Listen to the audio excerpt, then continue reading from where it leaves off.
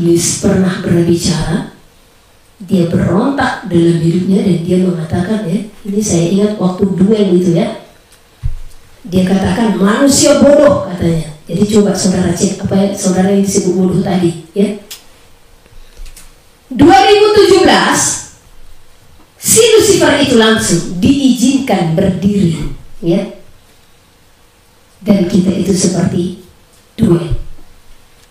Dia bilang apa sama saya? Manusia bodoh. Manusia diberikan kesempatan untuk bertobat, tetapi manusia menyia-nyiakan. Nah, di situ saya sekejap berpikir, berarti kalau sekiranya iblis ini diberi kesempatan untuk bertobat, mungkin mereka jauh lebih baik dari manusia. Karena seolah-olah mereka lebih mempunyai pikiran daripada manusia, benar?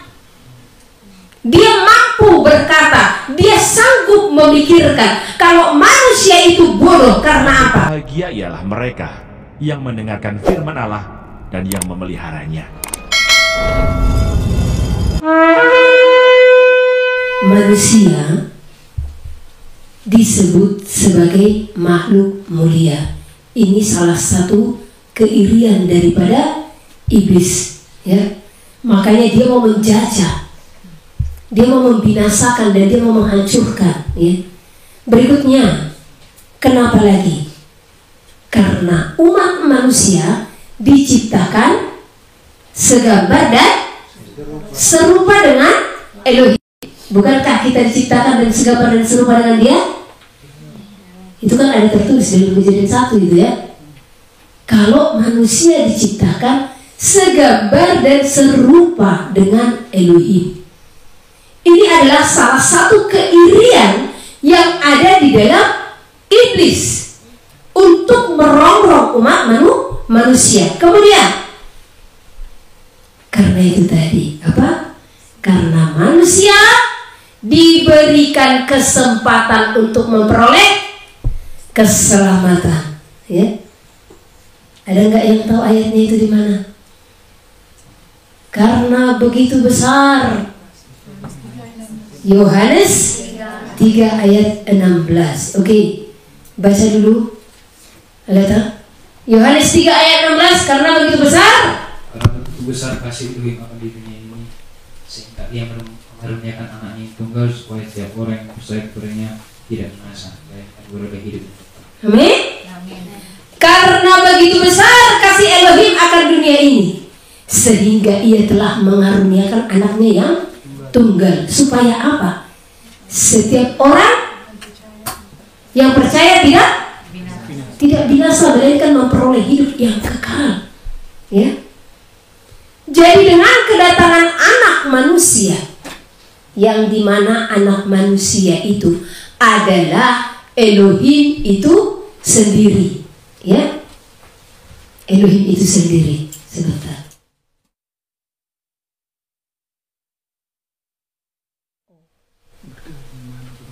Oke.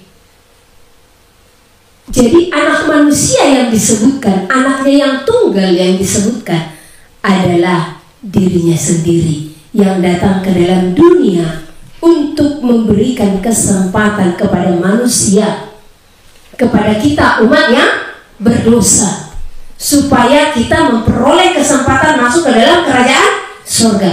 Emang iblis tidak ada kesempatannya? Tidak ada. Tidak ada kesempatan iblis untuk memperbaharui pelanggaran pemberontakan yang telah dilakukannya. Kenapa? Ada yang tahu jawabannya? Karena dia melakukan kesalahan di tempat yang kudus. Makanya jangan jadikan tempat kudusnya Elohim sebagai tempat kekejian atau tempat yang tidak berkenan di hadapan Elohim, ya. Makanya ini tempat, bahkan kenapa Elohim perintahkan harus kita bongkar, kita perlebar, ya, karena Elohim mau tempat ini benar-benar kudus. Elohim mau tempat ini benar-benar hanya sebagai tempat peribadatan. Jadi tidak ada kegiatan-kegiatan lain ya. Jadi mau kamar tidur, mau dapur ya, mau tamu datang ya, itu tidak di tempat ini. Biarlah ini tempat hanya untuk memuji dan memuliakan Dia, karena Dia mau ada satu tempat yang kita khususkan dalam peribadatan ya. Jadi tempat ini akan kita benar-benar buat untuk tempat peribadatan. Oke. Jadi iblis tidak memiliki kesempatan karena dia melakukan kesalahan di tempat yang kudus, maha kudus ya. Ingat cerita saya bagaimana si iblis pernah berbicara. Dia berontak dalam hidupnya dan dia mengatakan ya, ini saya ingat waktu duel itu ya, dia katakan manusia bodoh katanya. Jadi coba saudara cek apa ya, saudara yang disebut bodoh tadi ya. 2017 si Lucifer itu langsung diizinkan berdiri ya. Dan kita itu seperti duel. Dia bilang apa sama saya? Manusia bodoh. Manusia diberikan kesempatan untuk bertobat, tetapi manusia menyia-nyiakan. Nah, di situ saya sekejap berpikir, berarti kalau sekiranya iblis ini diberi kesempatan untuk bertobat, mungkin mereka jauh lebih baik dari manusia. Karena seolah-olah mereka lebih mempunyai pikiran daripada manusia, benar? Dia mampu berkata, dia sanggup memikirkan. Kalau manusia itu bodoh karena apa? Hari ini dibilang jangan mencuri, tetapi tetap mencuri. Bagaimana iblis tidak mendakwa, ya, mengatakan manusia itu bodoh. Jadi kita yang ada di sini, ya, dan juga saudara-saudara terkasih yang ada di manapun, jangan mau dikatakan bodoh oleh iblis. Dengan apa? Dengan pertobatanmu yang menjadi pertobatan sambal. Tahu pertobatan sambal? Siapa pernah makan sambal dan kepedesan? Oke, jerah nggak saat itu? Di saat tiba-tiba perutnya sakit ya, nggak aku makan lagi besok sambal. Benar? Ya nggak dimakan sebentar. Nah, tiba-tiba Bu Ana bikin sambal enak, ya, minggu depannya tergiur lagi. Itulah namanya pertobatan sambal. Bagaimana manusia seperti ini tidak dikatakan atau tidak didakwa, karena tugas dia memang pendakwa, benar? Bagaimana iblis tidak mendakwa manusia dengan berkata manusia bodoh, manusia diberikan pertobatan, tetapi manusia menyia-nyiakan katanya. Dan saat itu dia katakan, lakukan bagianmu katanya sama saya, dan aku akan melakukan bagianku kata dia. Nah, bagian saya apa? Membawa saudara-saudara kalian untuk kembali kepada Elohim. Bagian dia apa? Membawa manusia untuk masuk ke dalam perangkapnya. Jadi sadari itu. Sebenarnya momen hari itu adalah momen yang benar-benar bagi saya itu berarti, di mana saya tahu bagaimana geramnya dia kepada Elohim. Ya, karena saya melihat kegeramannya kepada Elohim. Kenapa dia geram kepada Elohim? Karena dia tidak diberikan kesempatan. Jadi ibarat manusia dia dendam, dia geram kepada Elohim, dan dia mengusahakan berbagai cara untuk melukai hati Elohim. Nah, sekarang melalui khotbah ini, saya mau saudara cross check diri saudara. Apakah saudara alat yang dipakai iblis untuk apa? Melukai hati Elohim. Dengan apa? Dengan ini nanti, ya. Jadi jangan menjadi alat iblis untuk melukai hati Elohim. Karena iblis jelas-jelas sudah melukai hati Elohim. Karena sesungguhnya mereka adalah malaikat surga yang tadinya dikasihi Elohim, namun mereka memberontak.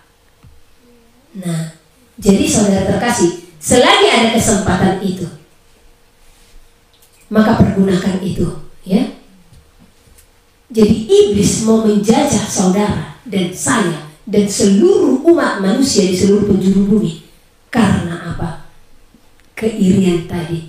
Saudara dan saya diberikan kesempatan untuk memperoleh keselamatan, namun iblis, mereka tidak memperoleh kesempatan, ya. Jadi iblis tadi menjajah manusia pertama karena apa? Keirian.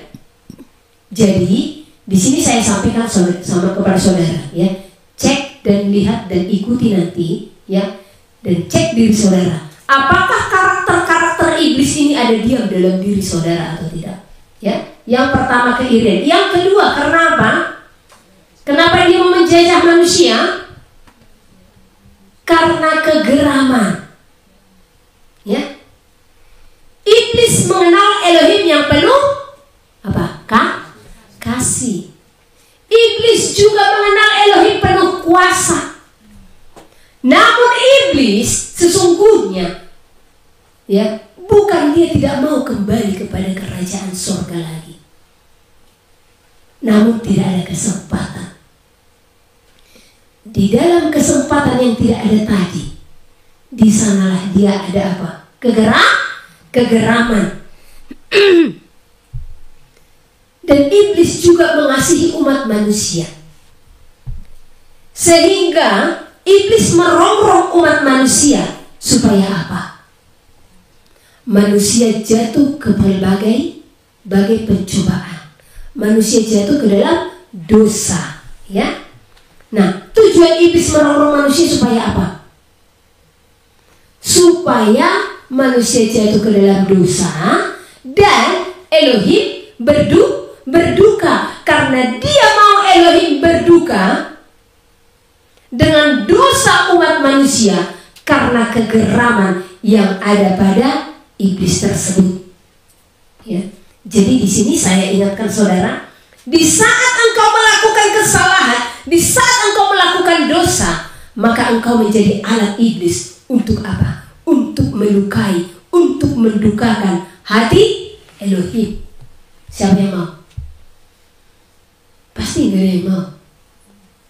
Pertanyaan saya, siapa yang berkomitmen untuk berjuang tidak jatuh? Ya. Semua, ya. Berkomitmenlah untuk tidak jatuh ke dalam dosa. Karena saudara harus menaruhkan prinsip di dalam diri saudara. Dengan saya jatuh ke dalam dosa, saya telah menjadi alat iblis melukai hati Elohim. Ya, itu harus saudara terapkan dalam diri saudara, ya. Nah, berikutnya, tadi kegeramannya juga karena dia tidak memiliki kesempatan untuk masuk kembali ke dalam kerajaan surga, ya. Berikutnya, kenapa iblis mau menjajah umat manusia?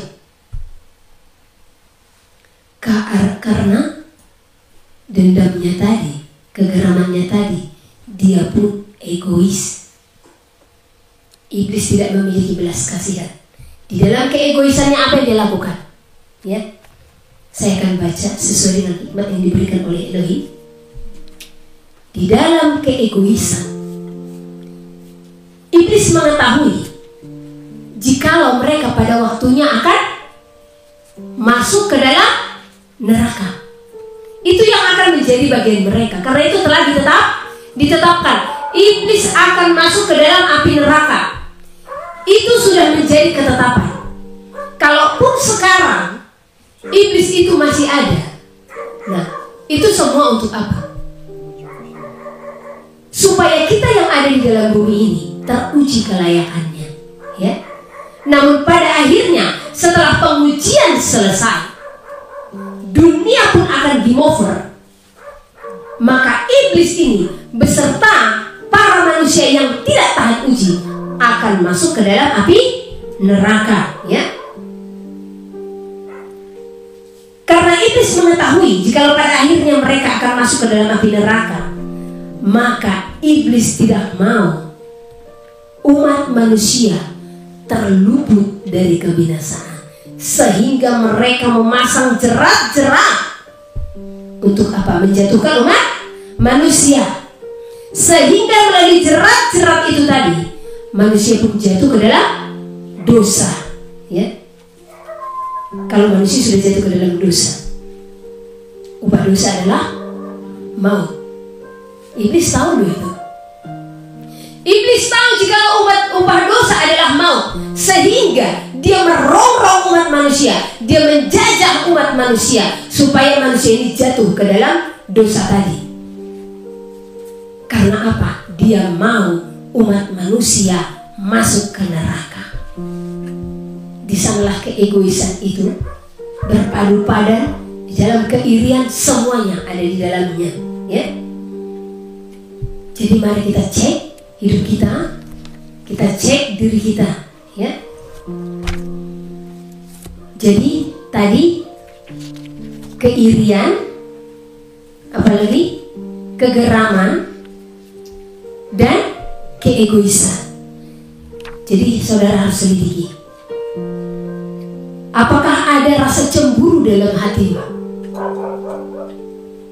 Cemburu terhadap sesama saudaramu, antara yang satu dengan yang lain.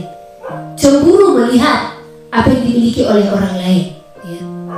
Intinya di saat kita ada keirian, ada kegeraman, ada keegoisan, maka saudara sama dengan siapa? Si iblis itu tadi. Karena itu karakter-karakter yang nyata yang diam dalam iblis. Keirian, kegeraman, dan keegoisan, ya. Dia tidak memiliki belas kasihan. Di dalam ketidakbelas kasihannya, di sanalah dia menjerat umat manusia. Terkadang umat manusia punya akal budi. Kalau satu contoh, dia terjerumus ke satu hal, umat manusia masih mengingatkan sesamanya, kamu jangan lewat situ, iya kan? Karena di sana penuh jerat. Karena aku udah kena. Itulah belas kasih manusia. Kalau iblis, dia sudah tahu hukum bagi dia masuk ke dalam kebinasaan, maka di sana dia mau manusia pun masuk ke dalam kebinasaan. Tidak ada belas kasih, ya. Itulah kegeramannya, karena dia tahu apa? Elohim sangat mengasihi manusia. Apa tujuan daripada iblis? Untuk menjajah umat manusia. Kembali hanya untuk melukai hati Elohim. Jadi ini perlu kita sadar diri. Tadi waktu saya diingatkan akan hal ini, oh iya ya, sesungguhnya karena dendam daripada si jahat, karena kegeraman daripada si jahat, maka dia berusaha untuk membuat hati Elohim berduka. Melalui apa? Melalui umat yang diciptakannya. Karena Elohim tidak menciptakan umat manusia untuk binasa, melainkan apa? Supaya manusia itu memperoleh hidup yang kekal di dalam kerajaan surga. Tujuan iblis menjajah umat manusia adalah untuk menghancurkan umat manusia. Bagaimana caranya? Iblis mengetahui hubungan Elohim kepada manusia begitu erat. Iblis mengetahui betapa besar kasih Elohim kepada saudara dan saya. Iblis tahu itu. Di sini pertanyaannya, apakah saudara tahu kalau Elohim mengasihi saudara? Ada nggak kesadaran kita akan hal itu? Iblis aja sangat sadar kalau Elohim besar kasihnya kepada kita, ya. Karena begitu besar kasih Elohim kepada manusia, ya. Dia tahu kalau kasih Elohim itu sangat besar, sehingga dia merancangkan segala cara untuk memutus hubungan antara manusia dengan Elohim. Bukan hubungan Elohim kepada manusia, karena Elohim akan tetap menunggu dan menanti pertobatan manusia, benar? Tetapi bagaimana dengan manusia? Manusia sering sekali memutus hubungannya kepada Elohim, mengikuti apa kata hatinya, mengikuti apa yang dia pikirkan, ya. Iblis merancangkan untuk menghancurkan hubungan tersebut melalui apa? Banyak hal yang dia kerjakan, ya. Dia mencuri hati manusia. Karena memang tugas iblis itu apa? Mencuri. Dia mencuri hati manusia. Bagaimana caranya untuk mencuri hati manusia? Dia mencuri hubungan manusia supaya manusia melupakan hubungan kepada Elohim. Di saat dia mencuri hati manusia, dia membuat pencobaan kepada manusia. Nah, pencobaan seperti apakah yang mampu merusak hubungan manusia kepada Elohim?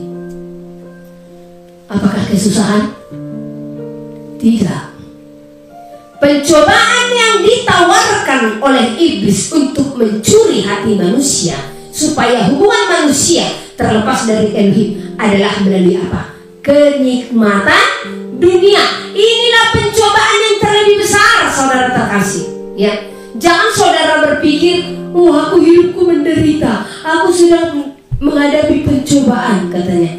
Orang menderita kebanyakan datang kok kepada Elohim. Yang tadinya tidak kenal Elohim, tiba-tiba kemalingan rumahnya, dia datang, Bapak, kumohon Bapak kembalikan uangku, katanya, ya kan. Coba kita lihat bencana-bencana alam. Ingatkan aku nanti tentang Nubuat, ya. Di saat banyak pencobaan berbau kesusahan kepada manusia, yang ada hubungan manusia itu kebanyakan makin erat kepada Elohim, benar?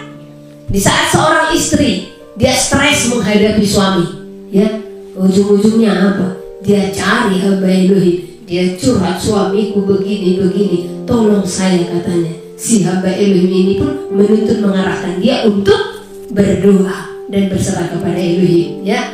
Apalagi di saat pencobaan bencana alam terjadi, semua, oh Tuhan tolong kami Bapak, nah, iya kan?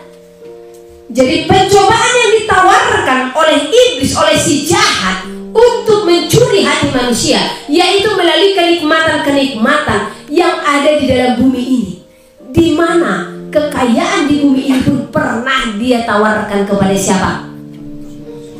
Yahusua itu sendiri. Jadi jangan heran, iblis berkuasa atas dunia. Makanya jangan suka yang nikmat-nikmat, ya. Jangan ketergantungan di dalamnya. Apapun itu, sekecil apapun. Saya sekarang belajar untuk tidak menikmati, apalagi namanya makanan, ya. Mau dia rasanya enak, mau bagaimana, biasa saja. Karena apa? Saya tidak mau pada akhirnya iblis akan menjajahku melalui hal-hal tersebut. Karena dia akan menjajah melalui kenikmatan-kenikmatan dunia, ya kan? Dia akan merongrong melalui itu, ya. Masa iya sih dalam hal kecil pun bisa? Keterikatan sambal contohnya, ya kan? Segitu tidak ada sambal, nggak enak makan. Itu namanya apa? Keterikatan. Karena apa? Kenikmatan. Sehingga di saat satu contoh tidak ada sambal, ya, kita pun tidak selera makan. Gimana ya kau mau apa? Gitu.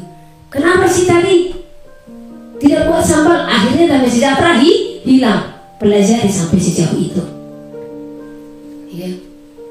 Oleh karena itu jangan pernah menikmati apapun dalam kenikmatan yang ditaruhkan oleh si jahat.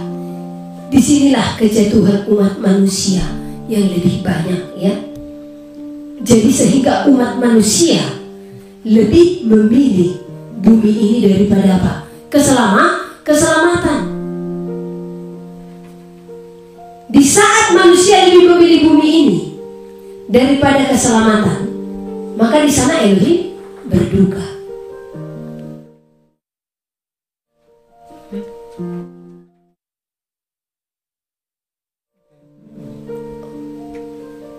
Oke, kita lanjut. Di saat manusia lebih memilih jabatan, harta, apalagi kekayaan, sama ya, harta kekayaan atau apapun itu, ya, maka di sanalah Elohim berduka. Apa yang terjadi? Iblis beserta para antek-anteknya angkat bendera. Mereka berhasil melukai Elohim. Itu yang akan terjadi di saat saudara lebih memilih bumi ini, kenikmatan bumi ini, daripada memilih kenikmatan di dalam Elohim, ya. Dengan apa lagi? Dengan menipu umat manusia masuk ke dalam kenikmatan di dalam bumi ini. Salah satu contohnya apa? Apa kenikmatan yang paling nyata dinikmati oleh bumi saat ini, yang memisahkan manusia kepada Elohim, bahkan menjadikan itu sebagai Tuhan dalam dirinya? Teknologi, ya. Jadi saudara terkasih, berbicara tentang teknologi ini, ya. Jadi adanya teknologi yang semakin berkembang di dalam bumi ini, ya. Sadar tidak saudara? Dan ini juga seminar-seminar yang akan kami beritakan nanti, ya. Nanti kan kedatangan kami. Kamis kita sudah berangkat, yes, kita dari sini sebelumnya. Jadi untuk lebih dalamnya tentang hal ini, ya, bagaimana umat manusia ditipu oleh si jahat melalui teknologi, akan kami jabarkan, akan kami jelaskan melalui seminar-seminar, karena ada hal-hal yang tidak bisa kami bukakan di sosial media, mengingat bagaimana sosial media ini dikuasai oleh mereka. Jadi di saat kita memperbincangkan kebenaran di sini, ya, cepat selesai nanti, tidak diizinkan kita untuk bersapa melalui internet, ya. Bukan kita takut dan khawatir, namun ada kalanya kita harus berhikmat. Intinya kami telah membuat pemberitahuan. Jikalau ada hal-hal rahasia yang hendak kami bongkar, yang hendak kami bukakan kepada saudara, seturut dengan tuntunan Elohim dan pengetahuan-pengetahuan yang diberikannya untuk menyingkapkan sesungguhnya seperti apa bumi saat ini dan apa sebenarnya teknologi itu di akhir zaman, ya. Dan teknologi itu, bahkan itu kecanggihannya yang paling mungkin the last, ya, itu the last itu AI, ya. Sebutkan AI bisa. Oke. Jadi pengembangan daripada teknologi ini itu di AI, ya. Coba saudara lihat apa yang tidak dilakukan AI. Sadar enggak saudara, teknologi ini adalah sihir di akhir zaman. Inilah berhala di akhir zaman. Karena melalui teknologi lah manusia pun mulai diperbudak. Manusia mulai memilih dunia, ya. Jadi ada orang yang berkata kepada kami, Bu, Ibu juga sudah pakai AI kok dengan memakai YouTube ini. Ibu sudah mengikuti kecanggihan buatan dengan memakai YouTube. Oke, benar, saya bilang. Dunia ini ada, apakah untuk kita nikmati? Tidak.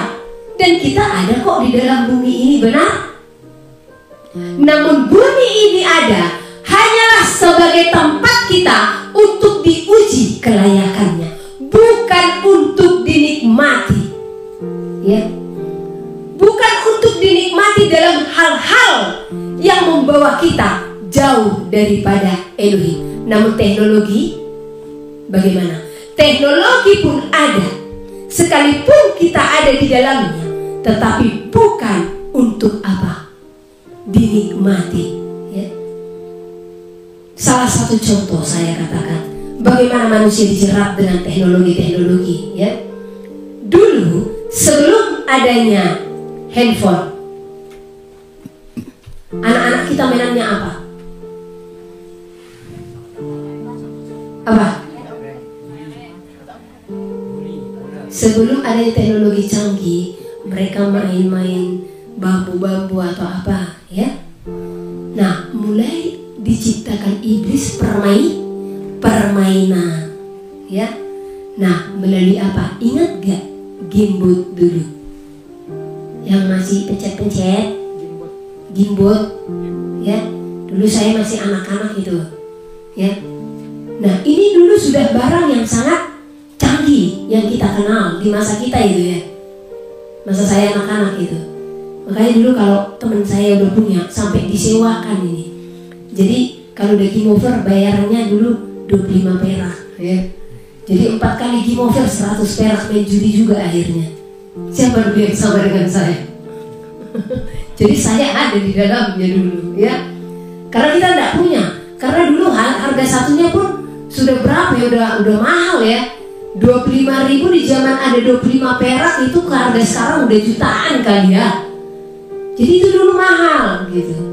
Nah, di saat itu ada, mulailah dengan game ini anak-anak itu mulai terikat. Mereka lebih memilih bermain game, sehingga di saat mereka bermain game, mereka pun mulai apa? Berontak kepada orang tua. Inilah yang dirancangkan oleh si jahat, karena di dalam teknologi dia memasang segel sesungguhnya. Dia menyegel, iblis menyegel manusia. Tetapi apakah engkau mau tersegel olehnya? Siapa yang akan tersegel melalui teknologi? Adalah orang-orang yang menikmati apa yang ada di dalam teknologi tersebut, sehingga melupakan apa yang menjadi tujuan utamanya ada di dalam bumi ini. Dia pun lupa untuk mempersembahkan hidupnya hanya kepada Elohim, ya. Kemarin saya ke Penuhan, saya lupa jam berapa, itu pas di depan ini, sore kali, ya, sebelum kita ibadah Sabat. Saya pasang lagu, tiba-tiba saya ke Penuhan, ya. Di saat kepenuhan ada suara surga yang menyatakan, ya, kalau orang-orang yang dipakai Elohim di zaman ini kuasanya sangat besar, ya, bahkan melebihi kuasa-kuasa yang dipakai bahkan daripada rasul-rasul ini. Bisa, kenapa? Awalnya saya kaget dan heran. Apa sih maksudnya ini, Bapak? Manusia memandang kuasa hanya sebatas apa? Mujizat. Padahal mujizat terbesar di hadapan Elohim adalah pertobatan, ya. Nah, jadi saya katakan, kenapa sih kalau orang di zaman ini, kalau dia berhasil membawa orang kepada pertobatan, maka kuasanya sangat besar. Kenapa? Heran gak? Terima gak dibilang seperti itu? Orang-orang zaman dahulu kan luar biasa semua, kudus segala macam. Tapi dikatakan orang di zaman ini, kalau mereka mampu membawa orang kepada pertobatan yang sungguh-sungguh, maka kuasanya sangat besar. Kalian tahu kenapa? Karena di zamannya dahulu, zaman para rasul, karakter manusia tidak sebobrok karakter manusia sekarang. Paham? Karakter manusia di zaman ini sudah sangat jauh kebobrokannya, kekerasan hatinya, ketegar-tengkukannya daripada manusia zaman dahulu. Karena zaman dahulu sesungguhnya manusia itu adalah manusia yang tunduk kepada Elohim. Di zaman para rasul perkaranya apa? Ya, banyak orang yang tidak menerima Yahusua. Namun kalau kedekatan keintiman mereka kepada Elohim ada nggak? luar biasa, bahkan melakukan hukum-hukum Elohim mereka luar biasa. Ya, dosa yang marak di zaman itu yang sangat besar dipandang manusia hanya apa? Penyembahan berhala, apalagi percabulan. Nah, coba di zaman ini apa dosa? Sodom Gomora hitungan zaman itu ke sekarang berapa persen lah itu, benar? Tetapi sekarang Sodom Gomora mendunia, ya, bahkan itu belak-belakan di hadapan manusia. Beberapa hari lalu saya kembali menangis melihat satu video. Di dalam video ini ada seorang penginjil, ya. Saya memang mengikutinya di Facebook. Jadi dia menginjil di tempat LGBT, ya. Dan dia sangat rajin memang. Saya pikir dulu hanya sekali, ternyata terus dia datang ke sana, ya. Jadi sengaja para LGBT itu, ya, di kamera langsung, ya, mengambil pasangannya masing-masing melakukan hal yang tidak berkenan. Di kamera itu langsung sangat menghina Elohim, ya. Dan pakaian mereka tidak sewajarnya. Kalau sekiranya kita ada di zaman para rasul, bahkan para sundal, mungkin bajunya tidak separah di zaman ini, benar? Jadi kebobrokan umat manusia di zaman ini sudah sangat melebihi batas. Mungkin kalau para rasul ada di zaman ini juga, wah pusing. Melihat manusia yang katanya sudah kenal Elohim pun bolak-balik jatuh ke dalam dosa. Coba perhatikan dan selidiki kejatuhan para jemaat-jemaat, ya, baik di Kolose, di Galatia, semuanya. Apa kejatuhan mereka? Apakah kejatuhan mereka berulang kali mereka melukai hati Elohim? Ada yang tahu? Kejatuhan mereka itu kebanyakan di saat mereka bisa dipengaruhi oleh filsafat-filsafat manusia. Namun di saat mereka sudah kenal Elohim, mereka orang yang tunduk akan firman. Karakter mereka pun mereka ubahkan. Hanya mereka terombang-ambingkan oleh pengajaran. Nah, coba saudara, ya, coba kita yang katanya sudah kenal Elohim berulang kali melukai hatinya dengan apa? Banyak hal, ya. Di zamannya para rasul segitu, ya, umat Israel menerima Yahosua sebagai Elohim dan juru selamat. Luar biasa hati mereka. Makanya mereka pun mau, ya, dieksekusi mati itu. Nah itu, siapa yang mau dieksekusi mati? Siapa yang mau martir untuk Elohim?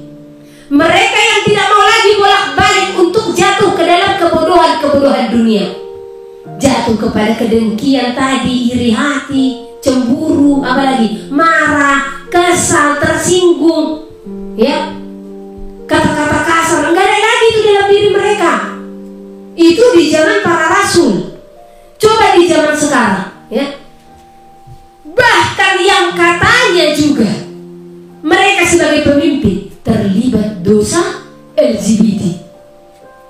Sekiranya kita tanya, sekiranya Rasul Paulus ada di depan kita saat ini, kita tanya, "Salam, Mr. Paulus, hambanya, ya, ini perandai-andaiannya, di zamanmu ada enggak pemimpin gereja yang terikat dosa LGBT atau persundalan?"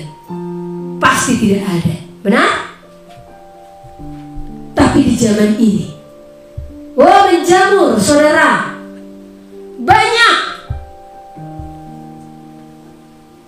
Banyak perjinahan, keserakahan, ya. Bahkan Sodom Gomora tadi, saya banyak tahu beberapa yang mereka pimpinan-pimpinan yang memimpin di dalam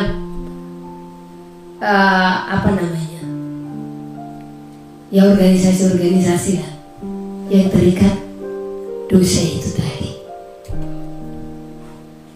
Jadi tidak heran kan kalau dikatakan jikalau orang di zaman ini yang mampu membawa orang kepada pertobatan, itu kuasanya sangat besar. Karena apa? Orang di zaman ini sangat bobrok akhlaknya, sangat sulit untuk berjuang sangkal diri dan pikul salib. Karena apa tadi? Sudah masuk segel iblis. Melalui apa? Teknologi. Waktu masuk tadi gimbal itu ya, mulai anak-anak itu namanya game. Siapa yang ciptakan game? Si iblis. Di saat game diciptakan, itu tujuannya untuk apa? Supaya manusia minatnya, kecintaannya ke sana. Dia tahu umat manusia. Iblis tahu umat manusia.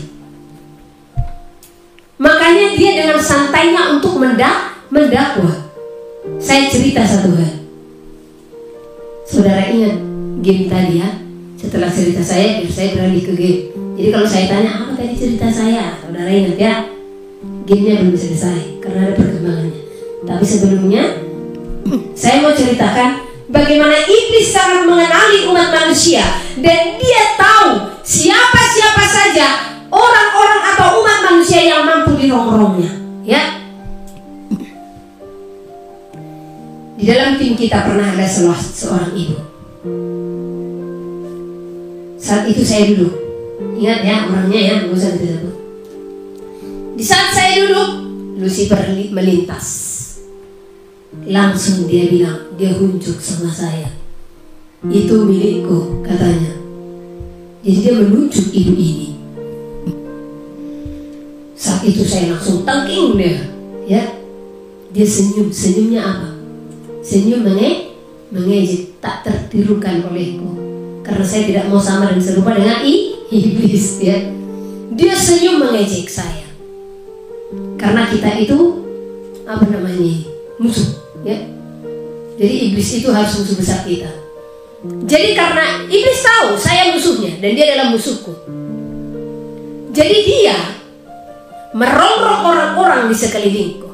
Jadi jangan mau dirongrong. Ya. Jangan mau dirongrong. Setiap kita yang tidak mau dirongrong memiliki apa? Komitmen. Itu kuncinya. Simpel sebenarnya bilang dia. Nah, dan benar. Di saat dia berkata demikian, apa yang terjadi? Ibu itu pun benar memberontak. Ya. Dan pernah lagi kejadian di Pekanbaru. Saat itu kami berdua di rumahnya.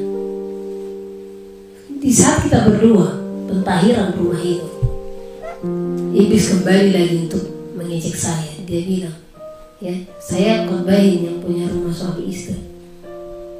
Iblis bilang apa? Kau lihat saja, katanya. Arti dari kalimatnya itu apa? Dia sangat yakin kalau suami daripada si bapak yang punya rumah ini, sekalipun dia mendengarkan kami saat itu, tetapi dia tidak akan mampu sangkal diri dan pikul salib. Saya ingatkan Bapak Ibu Pak, tadi iblis mendakwa Bapak. Iblis berkata, kau lihat saja. Jadi seolah-olah dia mengatakan, kalau saya akan melihat, Bapak pun akan jatuh. Jadi Pak jangan mau dinilai atau diyakinkan iblis seperti itu. Gue bilang, jadi patahkan dulu keyakinan iblis kalau Bapak akan jatuh. Saya bilang, ya. Jadi iya. Pak, biasanya kalau ada peringatan seperti ini sangat keras loh, saya bilang. Itu berarti bisa. Jadi Bapak jangan main-main, jangan sepele menganggap ini, saya bilang. Ya. Dan ternyata apa yang terjadi benar. Dia pun terjatuh. Ya. Bahkan kejatuhannya sangat parah. Nah itu. Iblis tahu orang-orang yang akan didakwanya. Jadi jangan mau menjadi orang yang didakwa atau diponis namanya ya. sama si iblis, itu milikku, jangan sampai gitu dia sama saudara.